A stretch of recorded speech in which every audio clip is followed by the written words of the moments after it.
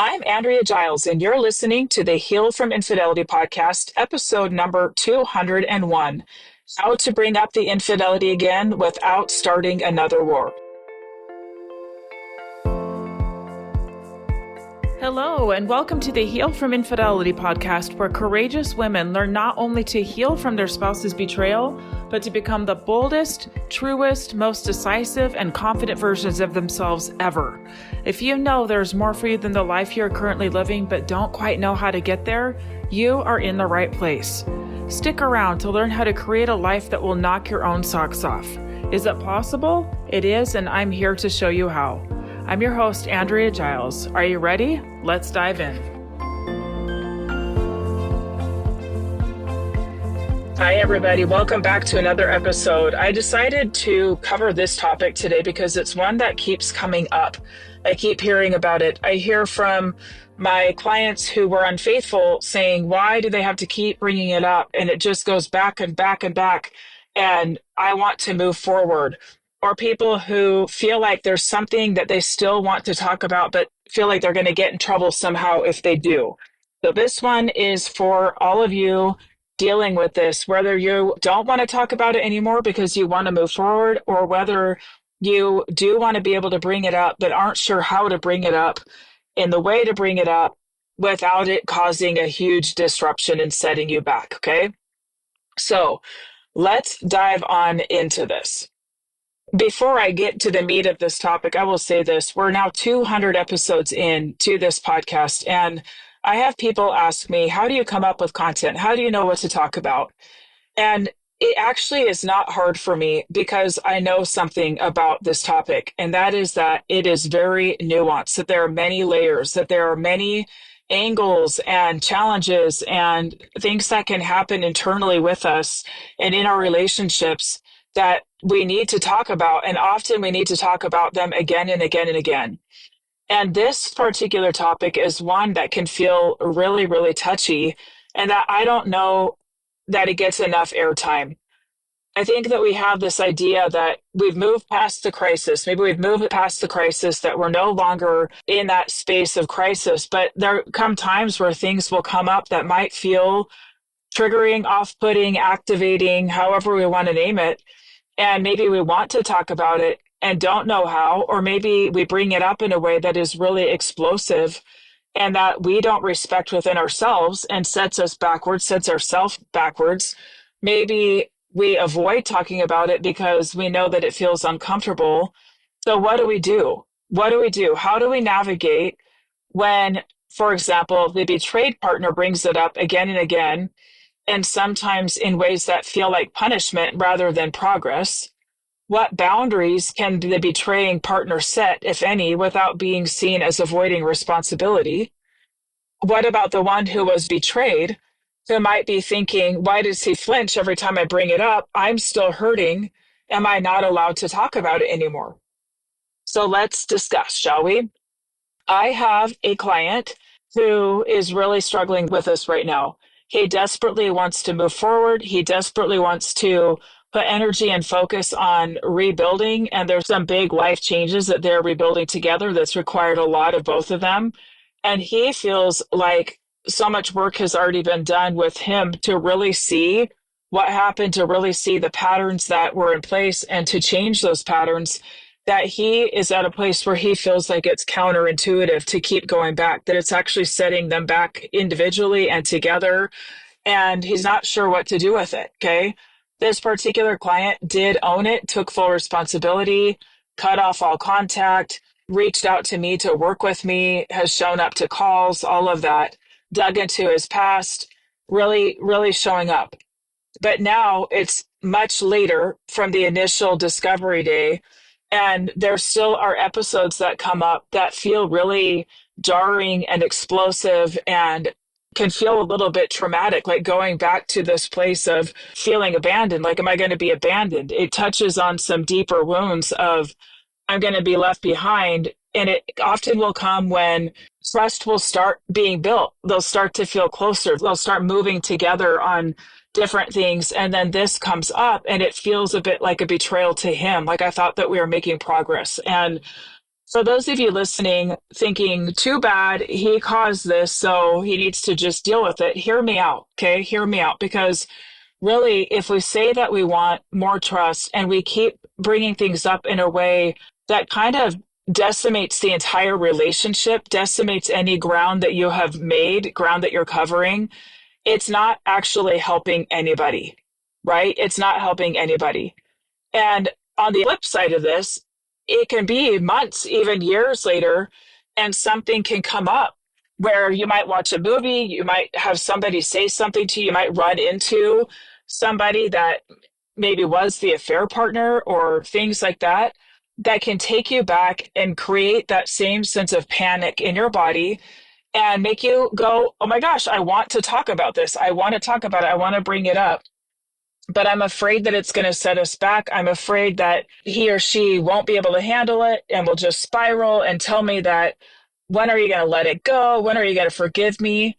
Okay. I want to be clear about something. It is going to come up again, sometimes even years later, often in waves and unexpectedly, because this is not a one-time event. It lives in the body. It lives in the body and it gets reactivated by certain places, smells, dates on the calendar, even like an expression on somebody's face that can remind us of something else, that can take us back. It is not unhealed, first of all, to feel it again. It's definitely not unhealed to bring it up again. And in reality, the betrayed partner should feel safe bringing it up. I want to be clear that bringing something up does not mean that you're not being forgiving. We can know that we forgive something, that we have forgiven somebody, and still have that thing at times show up and be present and may ask for our attention. Okay, so having it show up again does not mean that you haven't forgiven. The way we go about expressing that does, in fact, highlight areas that we are still holding on to, whether it be resentments, things that we haven't forgiven, or just things that need to be healed within ourselves that our partners can help us with. Okay, so I'm going to give you some examples of what a conversation that could help move things forward sounds like versus a conversation that could send things backwards. A moving forward conversation could start like this. I had a moment today where I felt really unsure again. I know you're showing up. I know that you're showing up in a way that I've never seen you before, and I'm grateful for that. But I need to understand a little more about what you were feeling back then. Can we talk about it? I need to understand a little bit more about that. Okay. A moving backward conversation might start like this. You lied to me. You probably are still lying to me. You just don't care enough about me to make me feel safe. What kind of person does this? What kind of person does what you did? Okay. You can energetically feel the difference. One, there's a loving openness. There's a loving curiosity. I want to understand. It's not a, you made me feel this way, so you need to sit here and answer me. The other is very much, you did this to me, and very demanding of, you need to fix it. And who does this? Very accusatory, very blamey, not a lot of accountability in it. And part of the problem is that in that second example, which we all feel sometimes, okay? I know I have felt that way. I know that I have approached conversations that way before. And part of the problem with that is that there's literally nothing that the other person can do or say when we are in that headspace that can soften that. We want to be right. We want to feel safe, but we're not going to be able to receive anything that is going to create any kind of safety because we're already walled off. We're already fighting or blocked off in some way. Okay. The first is an invitation into connection. The second is a landmine. Watch out. No matter how much progress has been made, it can detonate at any moment with that second kind of approach. Okay. One builds a bridge and the other burns the bridge. Now, please know it doesn't mean that we can't repair, but the point is we're trying to move forward and we're trying to do as little damage as possible as we are moving forward. All right. Now, Let's talk about something that we don't talk about that much, which is boundaries that the betraying partner can set without avoiding. The fear that often comes in this space is he going to avoid? And if he's going to avoid, then how do I know he's not going to avoid things in the future and do it again, right? Or find some other way to get out of being really close with me, being really honest and intimate with me, right? So there are ways that the betraying partner can speak, can show up in a way that is not avoidant, that's not shirking responsibility, that's not looking away from it. So hear me on this. Even if you're the one who caused this pain, the pain of betrayal, you're allowed to protect the progress that you've both made. And in the end, it's actually a really strong move. It's actually a really courageous move towards standing up for something better for the relationship. Boundaries are not the same as avoidance. If you're on the other end of this, it may feel like avoidance, but there is going to be a difference in the tone, a difference in, is this person trying to make me wrong for how I feel? Or is this person actually stating a boundary? Okay. So a boundary could look like this. I want to keep talking about this because it matters, but I need us to do it in a way that helps us move forward and not stay stuck in blame. Or when you're really upset, I want to support you. Can we please take a break and come back to this with clearer heads? Can you give me 30 minutes? I want to come back and show up for you in a way that is clearer. Or I'm not okay with being yelled at or called names. I understand you're in pain, but I need us to find a way to talk about it that honors both of us. Okay, that's really important. I'm not okay with being yelled at or called names. I understand you're in pain, but I need us to find a way to talk about it that honors both of us. This is really strong. And in the moment, it may feel like avoidance, or it might feel like some kind of a rejection because they're not kind of playing the game that you're used to playing. They're not buying into it. They're not doing the thing that they usually do. And I promise you that in the long run, this is actually what you want. You actually want somebody who is willing to advocate for the health of the relationship and not go back into the old patterns and old ways of doing things. Another example is, can we schedule a time to talk about this instead of doing it in the middle of a fight or when we're both tired and raw? Okay, what you're not saying is don't talk about it. What you're not saying is I will not discuss this anymore. We need to move past it. Don't bring it up. What you're saying is let's protect the space we're trying to build. Let's protect the ground that we have gained. Okay. Now, what does it look like to continue to own your part? What does that look like? Okay. It's really important. Setting boundaries does not mean that you stop taking responsibility. If your partner is still hurting, they're not doing it to be manipulative. There's likely something underneath that needs safety, clarity, reassurance, or repair. It's not a one and done. Did you know it's never going to be a one and done? Never, ever will it be a one and done. We will always be chipping away at this. We will always be healing and growing, and different layers of different things emerge when we're ready to face them. And so there will be things that we will need from each other forever. That's the beauty of a relationship. Who wants to be in a relationship where you always have to go at it alone? What's the point, right? But there's a way to do this while owning our part, while owning the pain that we caused. Okay. So some questions for you listening who did the betraying. A couple questions to ask yourself. One, am I avoiding because I'm uncomfortable? Or am I protecting our progress and asking for healthier communication? There's a huge difference in that.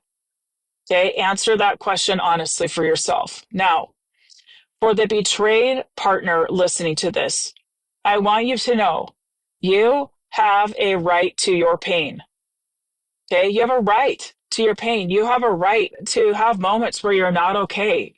And it doesn't matter how far away from the actual discovery of it is. It can be a year, 2 years, 5 years. It really doesn't matter because time is a funny bugger. Okay. We want to put timelines on things And in reality, when we are open to healing, there are parts that can just catapult and we can grow so fast and heal so fast in some areas. But what this often does is it reveals other parts of us that also need healing. Okay. It's not linear. It never will be linear. And so there are going to be things that come up, and it's okay. You have a right to ask questions even long after the moment has passed. You have the right to do that. You deserve to be heard. You deserve to be reassured. You deserve to be seen. Okay? You deserve it. And sometimes we're going to have a moment where something comes up. Let's say you're watching a movie and there's some kind of thing that you're watching on the screen that is very, very similar to what you experienced. Okay? And you're watching and you're like, oh, and you're sitting there watching it with your spouse and you feel that yuck. You're, oh, here it is. Yuck. Okay? And you know what? You don't have to have it all worked out in your mind before you say something. You can say, hey, this scene is reminding me of that. Can you just hold my hand? Or could we turn it off and watch something else? Or you can pause it and say, I know you've already answered this. Can you answer it again? I'm feeling a little unsettled right now. Can you answer it again? Right? And you can move through it very quickly. It doesn't have to be this long, drawn out thing. Okay. Now, what does become troublesome and what will set you back, it will set you back, is when that pain turns into punishment, especially when your partner is doing the work. You're also risking losing the very thing that you're trying to rebuild. I have had clients who say, I have to leave because I can't live with being abused anymore, where they recognize that it's actually abuse being thrown at them. They're being physically hurt or screamed at in ways that are just crushing to them, where they know that they messed up, but they recognize that what's being thrown at them is setting everything back and they're not willing to take it anymore. And this is hurting everyone involved. It's hurting everyone involved. Okay. And we can end up losing the very thing that we say they want when we don't own our side of things and kind of keep ourselves in check with what we say we want. So, for example, if we say that we want connection and intimacy and we are throwing out barbs where we know that we're being mean, we're not really standing up for intimacy, right? We're standing up for protection. We're standing up for a false sense of safety that is never going to come from that kind of interaction, right? So when the pain rears its head, there are questions here for you to answer as well. On the one hand, bringing it up can be very healing, but weaponizing it usually is not. Okay. So I want you to ask yourself, do I want to connect right now? Or do I want to offload my pain without any real intention of repairing? It may be that you are so spiraled out and you want someone to blame that this person becomes enemy number one and you are wanting to just throw all the fiery darts of hell at this person because you're thinking that it will make you feel better. And I promise you, it won't make you feel better. And here's the thing, you might not be in a place when you're really activated to want to connect, and that's okay. Own it though. Own it. I do not want to connect with this person right now. So actually what I want is some space from this person until I can get myself to a place where I actually can have a useful conversation. You're not muting yourself. You're not saying, I don't get to bring this up. None of that. You're just taking responsibility for the fact that you actually don't want to connect and you kind of want to like rip off their head in that moment. Probably not a great place to enter a conversation, right? And only you can know the answer to that. Only you can know. Okay, so to wrap this up, healing after betrayal is a dance. It's raw, it's layered, it's messy. It's messy. All right? It's an uphill climb. I'm not going to lie to you. Never would lie to you. It's an uphill climb. It's not for the faint of heart, and it's worth every step that you take.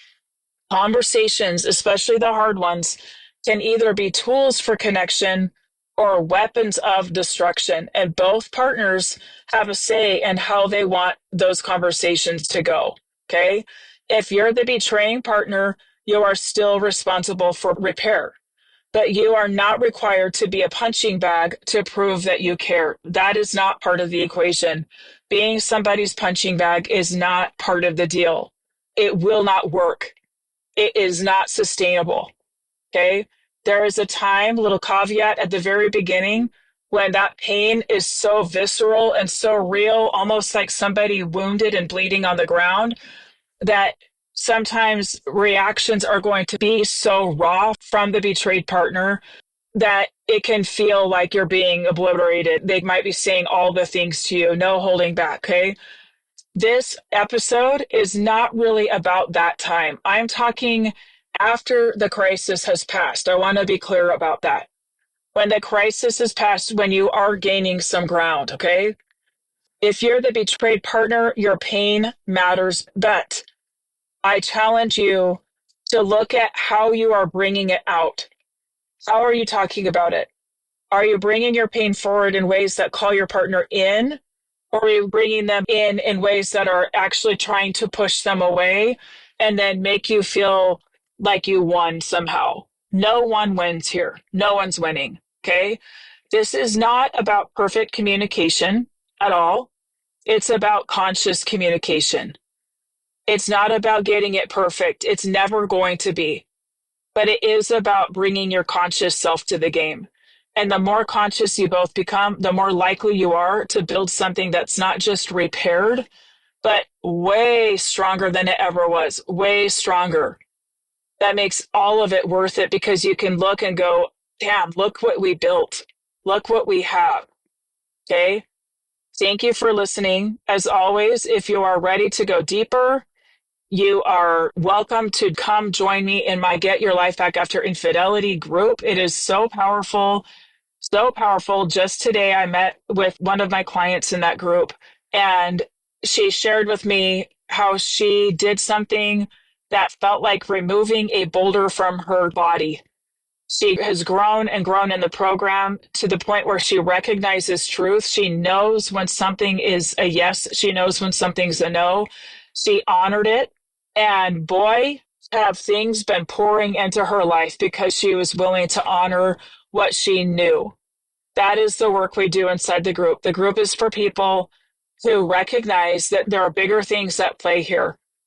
It's not just about the betrayal. It's about learning how to stop betraying ourselves, learning how to trust ourselves again, learning how to line up our lives with the things that we want the most and growing into the person that does that.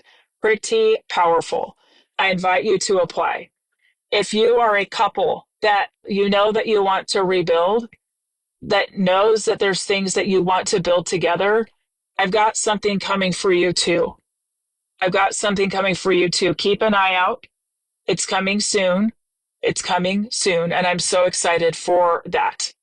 All right, my beautiful listeners, thank you again for being here. Again, one more big congrats to all of us for sticking around for now 201 episodes. Your listening has made my podcast in the top 0.5% in the whole world. Over 3 million podcasts, and this baby's in the top 0.5%. That's thanks to you. Thank you so much. In the show notes, I did something that makes it really easy for you to go review. There's just a little button that you push, and you don't even have to go into Spotify or Apple or anything. You just push that button and you write in your review, and it automatically populates to wherever you listen. So go check that out. That's brand new. Should make it much easier for you to leave a review. So please do that. I will see you next week. Take care.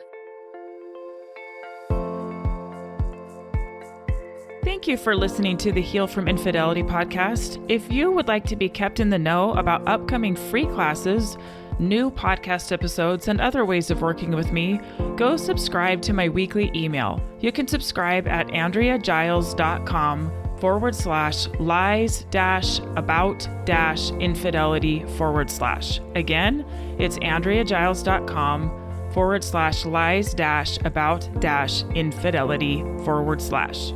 I will see you next time.